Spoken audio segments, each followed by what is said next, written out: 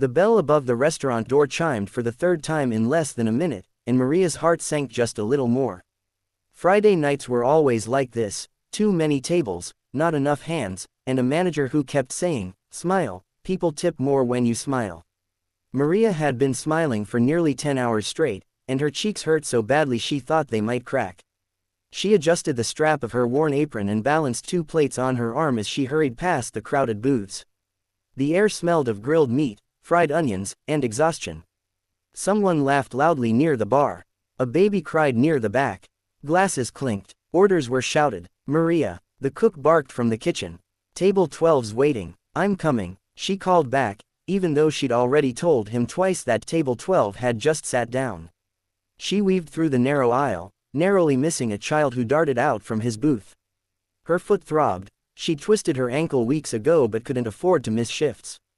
Rent didn't care about injuries.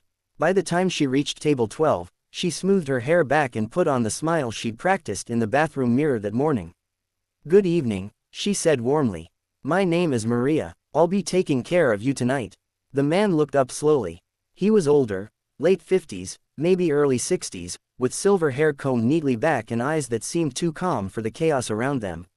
His suit was dark, perfectly fitted, the kind Maria had only ever seen on TV or in magazines. A watch peeked out from under his cuff, subtle but unmistakably expensive. "Just water," he said politely. She nodded. "Of course, I'll be right back." As she turned away, she felt it, that strange sensation of being noticed. Not stared at, not judged. Just seen. A life measured in shifts. Maria had learned long ago not to read too much into small moments. Life didn't reward daydreamers. At 26, she measured time in shifts worked, bills due, and hours of sleep stolen between responsibilities. She was a single mother to a 6-year-old boy named Leo, whose smile could erase the weight of the entire day, if only for a moment. Leo was everything to her. His father had promised forever and delivered absence. When Maria had told him she was pregnant, he'd stared at the floor and said, "I'm not ready for this." He never became ready. Her parents hadn't helped much either. They hadn't kicked her out, but they'd made it clear the baby was her responsibility. Love came with conditions, and support came with lectures. So Maria learned to stand on her own. She worked mornings at a laundromat twice a week and evenings at the restaurant 6 nights out of 7.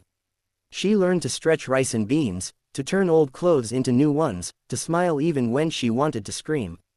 And every night, before leaving Leo with her elderly neighbor, she promised him the same thing. "I'll be back soon. Mommy always comes back." The man at the corner table. The man in the suit didn't rush. He ate slowly, deliberately, as if time belonged to him alone. He didn't look at his phone.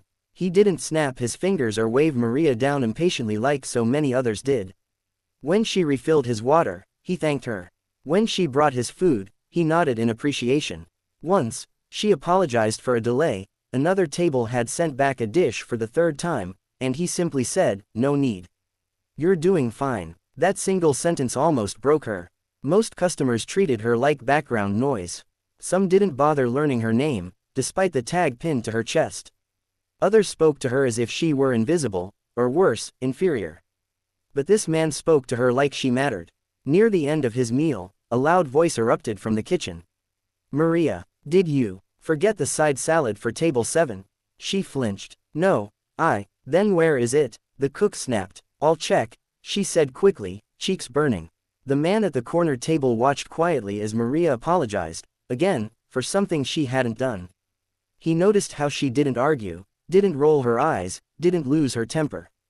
She simply fixed the problem and kept moving.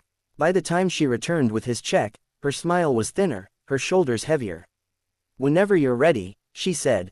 He nodded, slid his card into the folder, and handed it back. "Take your time," he added. She almost laughed. Time was the one thing she never had. The 0. When Maria picked up the check minutes later, she saw it immediately. Tip. $0. Her chest tightened. She stared at the receipt, hoping, stupidly, that she was mistaken. That maybe the ink hadn't printed correctly. That maybe there was cash left on the table. There wasn't. For a moment, bitterness rose up like a bitter taste in her mouth. She thought of Leo's shoes with the holes in the soles. Of the electric bill notice folded in her bag. Of how hard she had tried. But she swallowed it. "Thank you," she said softly as the man stood. He met her eyes. "Thank you, Maria." Then he walked out. The bell chimed again, and he was gone. Under the plate, the rush slowed after that. Tables cleared, chairs were stacked, music lowered to a tired hum. Maria began wiping down the corner table. When she lifted the man's plate, she noticed it immediately. Something was taped underneath. Her heart skipped. She glanced around. The manager was counting receipts. The cook was already gone.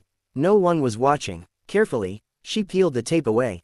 It was an envelope, cream-colored, thick paper, her name written neatly across the front.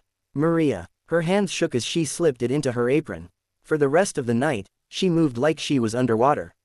She finished her closing duties, clocked out, and stepped into the cool night air, the envelope burning against her skin. She didn't open it right away. She sat in her car for a long time, engine off, listening to the quiet.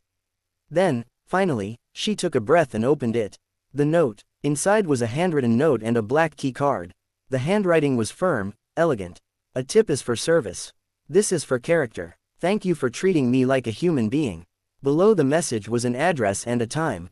Tomorrow, 9 a.m. Maria stared at the words until they blurred.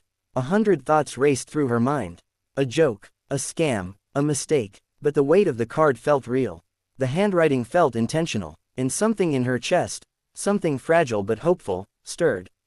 She thought of Leo sleeping with his stuffed dinosaur tucked under his arm.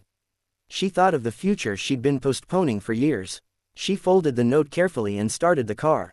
A night without sleep. Maria didn't sleep much that night. Every time she closed her eyes, she saw the receipt with the zero. Then the envelope. Then the calm eyes of the man who had looked at her like she mattered. At 6 a.m., she packed Leo's backpack and dropped him off with her neighbor, Mrs. Alvarez, who smiled knowingly. "You look nervous," the old woman said. "I have an appointment," Maria replied. Mrs. Alvarez squeezed her hand. "Good things sometimes come quietly, mija. Go see." The decision. At 8:45 a.m., Maria stood across the street from the address written on the note. It wasn't a mansion. It wasn't flashy. Just a modest brick building with a simple sign by the door. Hale Foundation. Her heart pounded. She could still walk away. Instead, she stepped.